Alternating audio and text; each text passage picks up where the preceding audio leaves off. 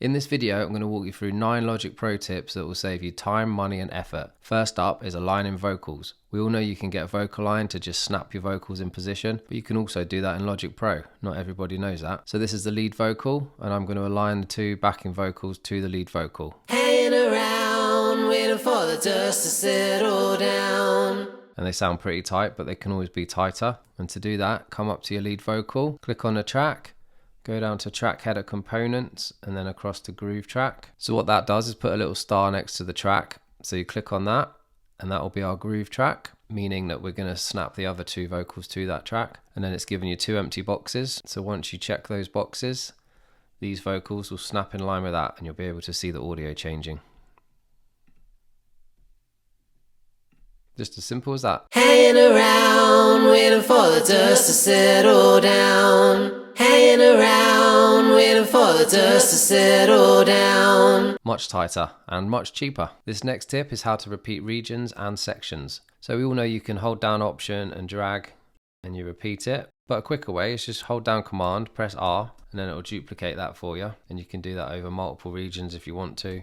To take it a step further, if you want to repeat a whole section, you can just put the cycle range around the section and then hold down Control Command R and it just repeats the whole section. That's amazing when you're doing arrangements and stuff. Next up is strip silence. If you want an easy way to remove the silence in any audio track, I usually use this on vocals, get rid of any mouth noises or breaths. So for this example, there's a breath at the beginning and some noise going on after it.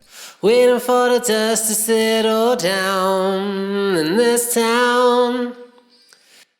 So to do this, you select the region and then press Ctrl X and it brings up this. You can adjust the threshold pre-attack if you want to, but I usually just leave it. Press OK and then you can see it's got rid of all the silence. Let's have a listen. Waiting for the dust to settle down in this town. A little bit left at the end, so you could just drag it along from the bottom. Waiting for the dust to settle down in this town. And then put a fade on the beginning and the end, just to avoid any pops or clicks.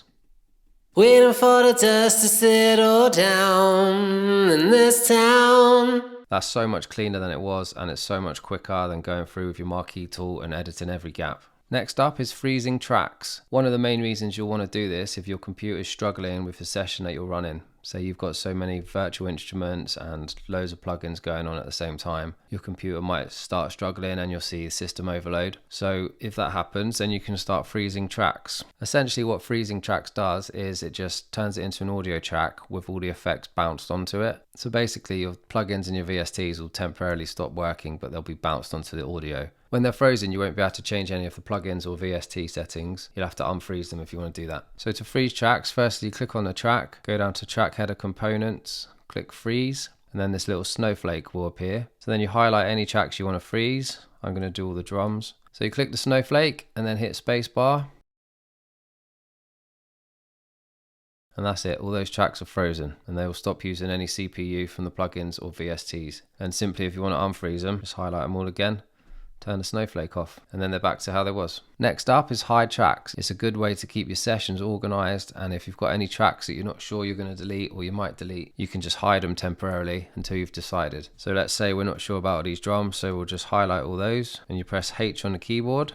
It brings up this H, click on it and then press H again, and they are hidden now, and this H up here will be red to let you know you've hidden some tracks. And if you want them back, just press that and they're coming back. Bear in mind, they will still play. So if you're going to hide a track and you don't want to hear it, you're best off muting them all before you hide them. Next up is bounce in place, and we'll use this lead vocal for an example. So what this will do, it will just bounce your track with all the plugins on it and any VSTs you want. It's a good way to commit to a track. Once you've decided that's the vocal, you can just bounce it in place and then all the effects will be burnt on. So to simply do that, you highlight the track you want to bounce and you press Ctrl B, and then it brings up this and it says, do you want to put it on a new track? Which means your bounce track will go on a new track, which is what you want to do probably.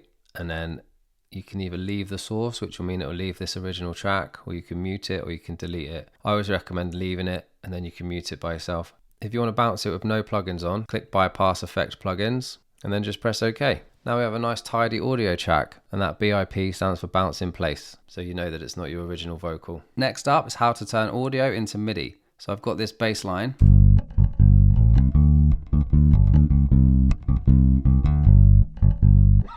So say I wanted to change that into a synth melody, for example, I don't have to work out all the notes. I could just simply turn that into MIDI and then change the MIDI into whatever sound I want. So firstly, we turn on flex up here, turn flex on the track, and then you want to go to flex pitch. That'll analyze it. And then you can see it's turned it into MIDI notes. So double click on that, and there we have the MIDI notes for the bass line. And to export that onto a separate track, we go to edit, down to create MIDI track from flex pitch data, click on that, go back to the window, and here we have the bass line on a piano.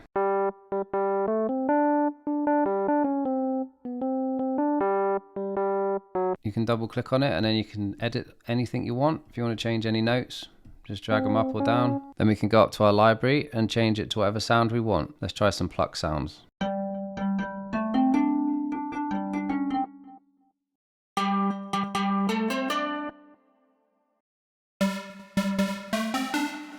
And then you can even duplicate it by pressing Command D.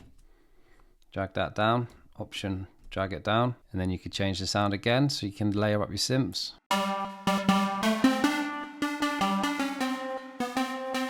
And you can just have a mess about with it, change all the different sounds. You just get experimental with it, but it's a really cool way if you've got an audio track and you want to get the notes of it, so you can move them about or change the effects of it. That's a great thing to use in your productions. Next up is Step FX and Phat FX. Not everybody knows about these two plugins, and you can get some amazing effects out of them. So I've got some really kind of boring strum guitar here.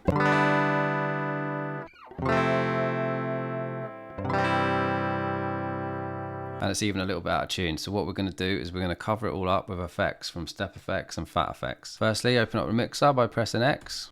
Add a new plugin, go down to multi-effects, across to Step FX. And this thing's amazing. It's got all these parameters you can change, and it's got so many presets you can choose from. Let's just try complex gated, endless roll.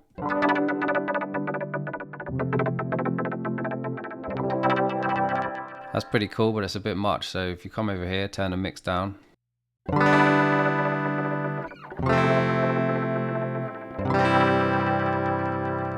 Try another one.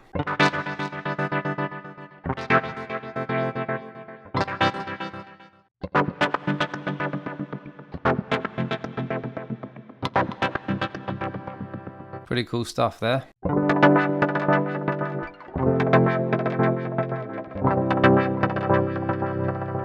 Let's try some ambiances. Might be quite nice on guitar strums.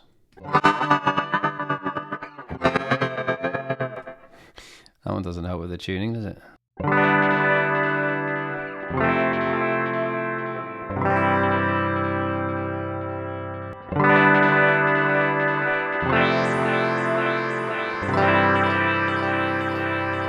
Again, this is just an example to show you the plugin. You can stick it on your stuff and mess about with it, and you can get some great results out of it. Next up is Phat FX. So same, go down to multi-effects, go across to Phat FX, and we'll try Dirty Tube Wobble on a reverse crash cymbal. See what happens.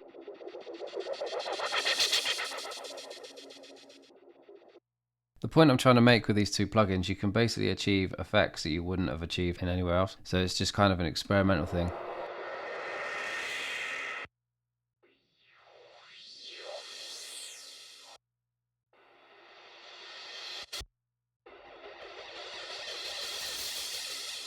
Instead of just using the same samples from Splice and the same plugins that everybody else uses, you can get really creative with this thing and just use it on things you wouldn't even think about. You know, like you would never really put that on a reverse crash, but sounds alright, doesn't it? Next one is mute and delete. So we can select some regions, Control M, we'll mute them all. So you can hear what your song sounds like with those little bits muted. And if you decide that you don't want them anymore, simply press delete. So that's it, 9 Logic Pro tips. Hope you learnt 1 or 2 things out of the video. If you did, feel free to subscribe. There's lots more videos on the way. Catch you later.